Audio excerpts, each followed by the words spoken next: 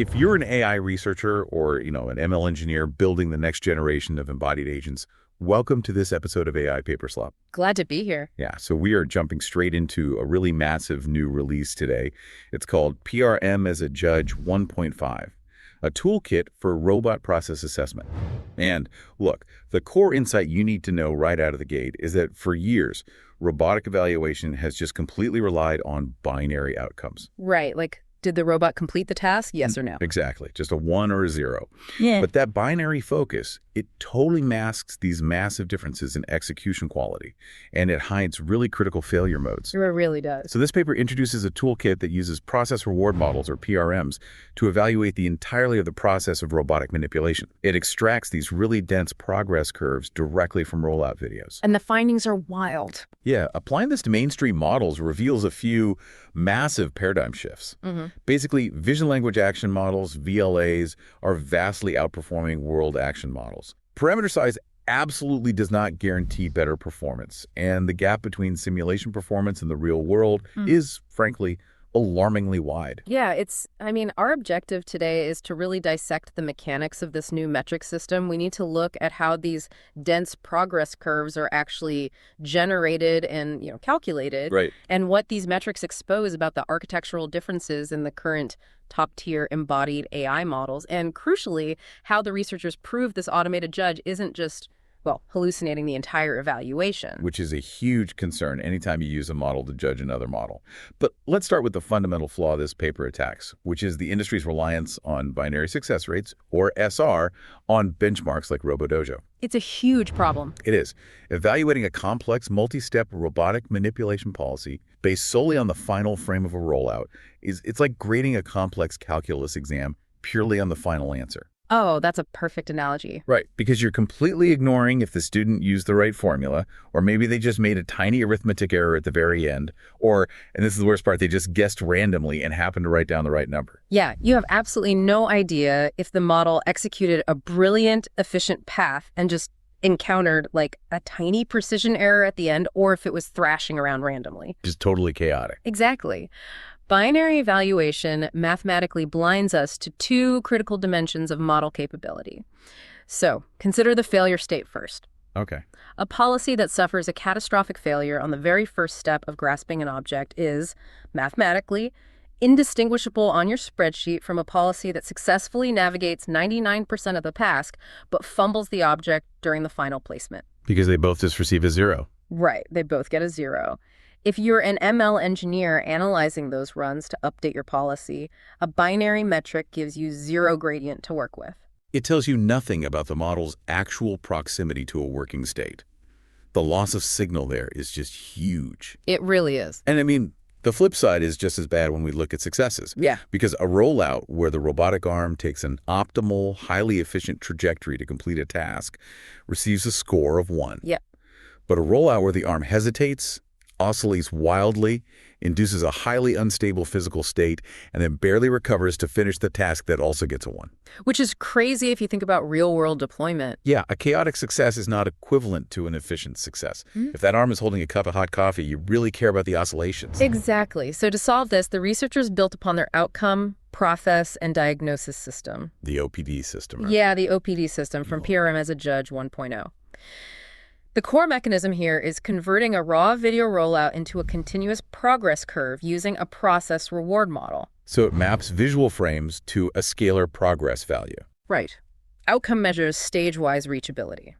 Process evaluates the efficiency of the trajectory, and diagnosis quantifies regressions where the model loses progress. Which exposes those unstable behaviors we were just talking about. Exactly. So version 1.5 upgrades the system by introducing 3 condition-specific metrics designed to make these progress curves really highly actionable for engineers. Okay, let's break down the mechanics of those 3 new metrics. So we have FNS, DRR, and SQS. Yep. Let's start with FNS. That's failure near success, right? Yeah. This is designed to quantify exactly how close a failed rollout came to completion. Right, but it's not just looking at the final frame before failure. That wouldn't give you enough context. Ah, It's actually a composite metric calculated specifically for failed trajectories. It combines the max progress, or MP, attained during the rollout with milestone completions at the 50% and 75% progress marks. okay, wait, so how does it know the milestones? Is it using hard-coded state machines? No, and that's the cool part. The inclusion of those milestones is crucial because the PRM isn't relying on hard-coded, task-specific state machines to determine if a milestone was reached. Right. It's generating a continuous scalar value representing task completion straight from the visual data. So the 50% and 75% milestones are just thresholds on that generated curve. Oh, I see. So Evan-S takes the maximum progress achieved. Let's say the curve peaked at 0.85 before the robot dropped the object, and it factors in that the policy successfully maintained stability past the 0.5 and 0.75 thresholds. Exactly. It completely transforms a binary zero into this nuanced evaluation of late-stage failure. Which is so much more useful. Yeah. It means you can actually track if a new checkpoint is pushing your model closer to the finish line, even if the overall success rate hasn't budged at all. Yep. It gives you that missing gradient. Now, the second metric is DRR, the Drawdown Recovery Ratio. So in a continuous physical space, if you look at the progress curve, a drawdown is essentially a local maximum followed by a drop, right? Right, like the robot had the peg halfway in the hole and then it slipped. Got it. And DRR measures how much of that specific drop the policy manages to recover. Exactly. It's quantifying resilience and error correction. The algorithm scans the PRM progress curve to find the maximum progress lost, so it finds the lowest trough immediately following a peak. Okay. And DRR calculates the ratio of how much progress the model reattains relative to that specific setback. So if the robot drops a block, completely loses the state, and just freezes. The DRR is 0. You got nothing back. But if it dynamically adjusts, regrasps the block, and gets back to the exact state it was in before the drop, then the DRR is 1.0. Precisely. This is essentially measuring a model's ability to operate out of distribution. Because when it makes a mistake, it enters a state it likely didn't see heavily in its demonstration data. Right. Human demonstrators don't usually fumble the block and then show how to recover.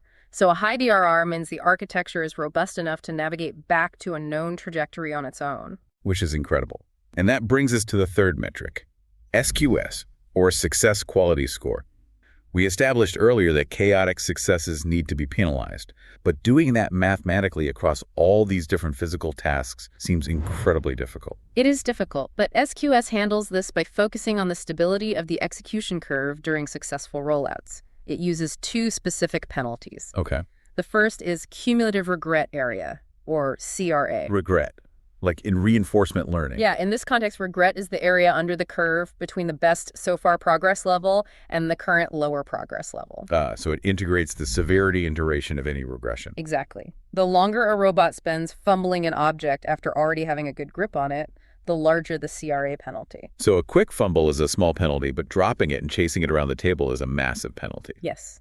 And the second penalty is the stagnation ratio, or STR. And what does that measure? STR measures how much time the execution basically stalls out.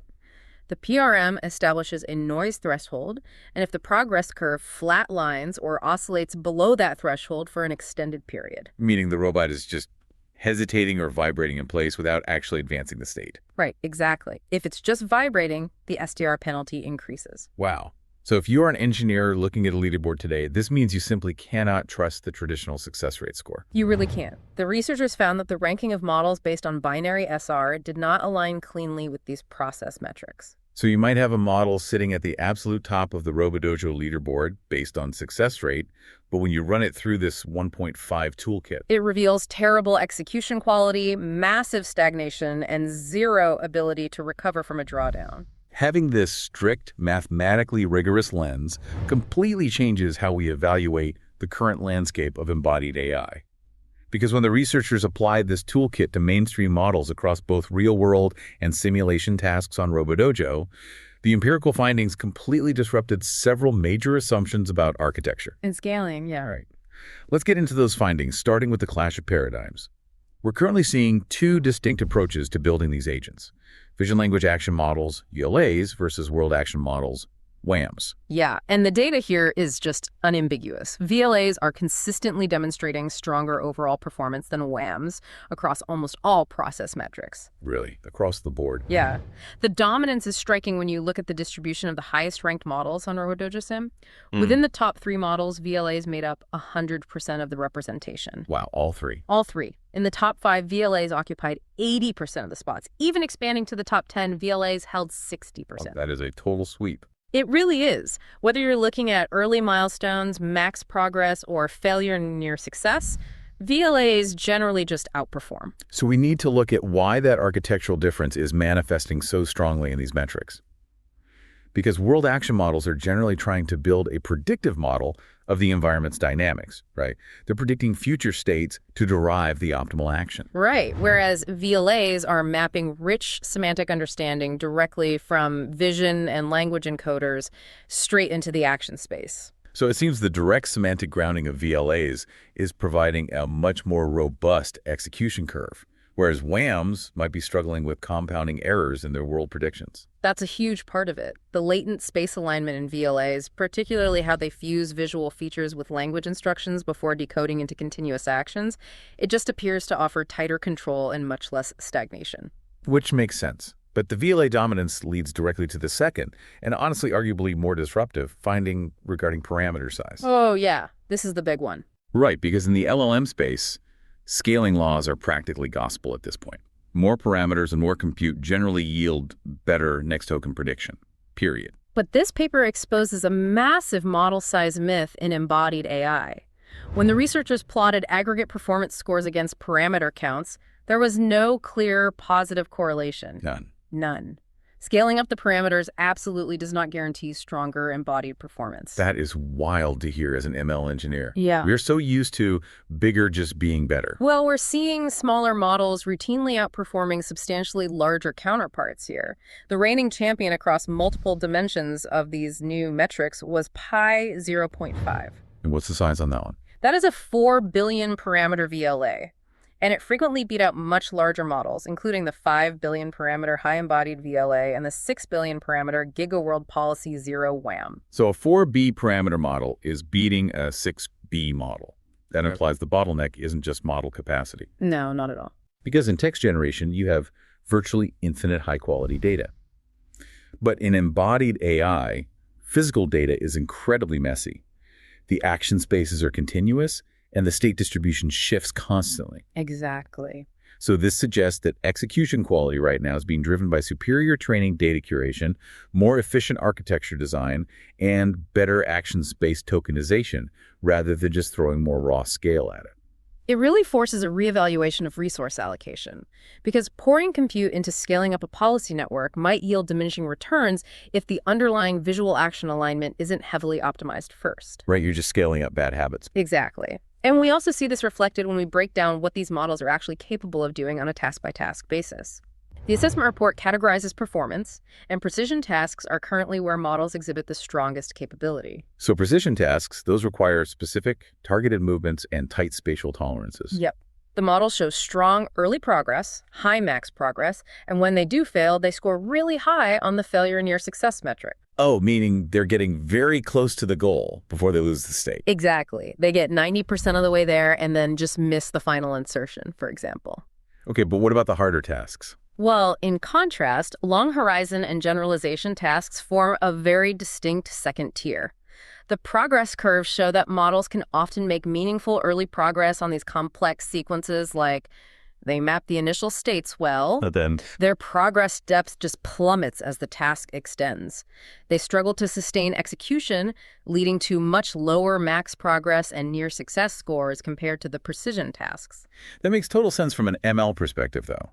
In a long horizon task, the state distribution drifts further and further from the initial starting point with every step. Oh, absolutely. Every minor error in action execution compounds. Right. By step 10, the visual state is so far out of distribution from the training demonstrations that the model simply collapses. It doesn't know what it's looking at anymore. But that brings us to, I think, the most alarming finding in the entire paper, especially for engineers who are relying heavily on simulation.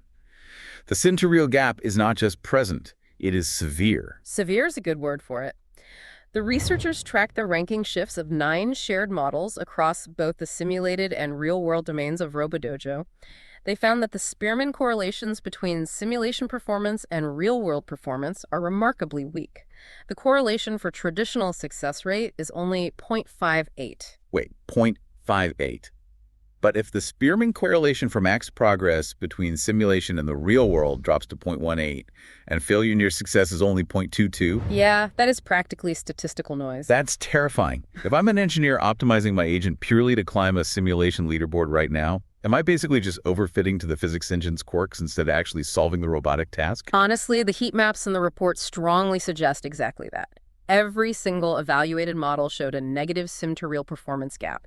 High scores in simulation do not reliably translate to physical hardware. Period.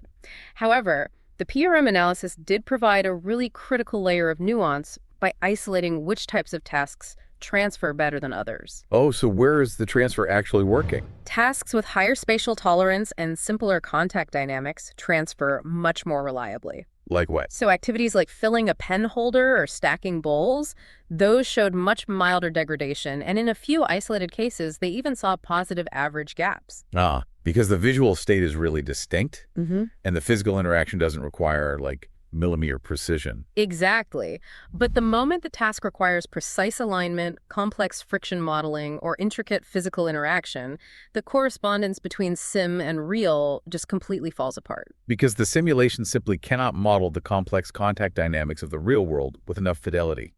So the policy learns actions that work perfectly in the physics engine, but fail immediately upon real-world contact. Which really highlights why having dense progress metrics is so vital. You need to know exactly where in the trajectory the sim-to-real transfer breaks down. Right, but this entire system, measuring drawdowns, penalizing stagnation, calculating sim-to-real gaps, it all relies on the assumption that the process reward model is generating an accurate progress curve in the first place. Which is the million-dollar question. Right. If the judge is hallucinating the progress, all of these insights are just built on sand. So we have to address the meta-evaluation. Yeah.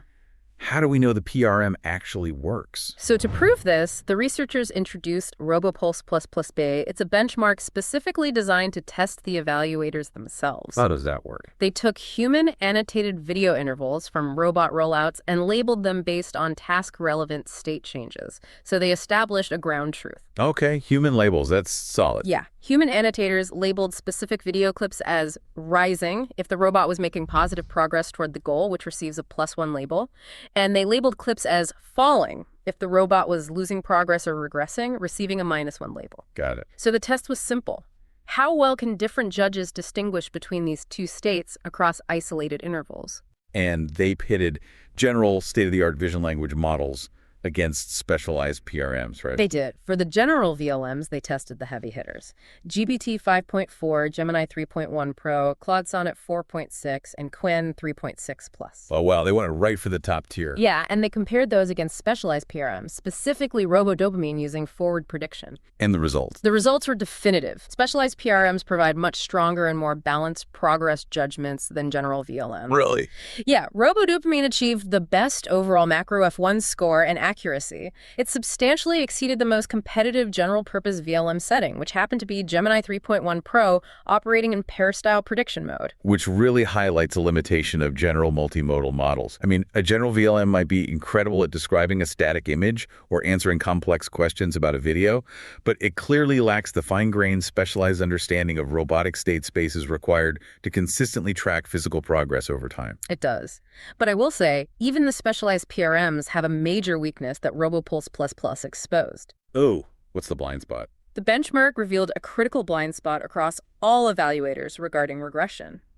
Detecting when progress is falling is significantly harder for these models than detecting when progress is rising. Wait, really? By how much? The best F1 score for detecting rising progress was a highly robust 0.92. That's great. But for falling progress, the best score plummeted to 0.63. Wow. 0.63. That is a massive discrepancy. It's somewhat analogous to the problem of catastrophic forgetting in continual learning, but applied to physical space. Like, the model is so heavily optimized to detect the visual cues of getting closer to the goal that when the state space begins to revert, the visual representation doesn't trigger a negative signal strongly enough. That's exactly it. It can recognize the forward gradient perfectly, but it struggles to understand when the policy is moving backward. It's like an AI being perfectly capable of noticing when a car is driving toward its destination, but completely failing to notice when the car is slowly skidding backward down a hill. Yeah, the lower F1 score is driven primarily by a severe drop in recall on the falling side.